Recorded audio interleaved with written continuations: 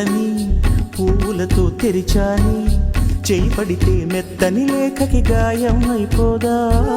ప్రియుడా నీ ఊహలతో కరిగిపోతున్నా, వికసించే సిగ్గుల మొగ్గై నిన్నే నేను ప్రేమిస్తున్నా.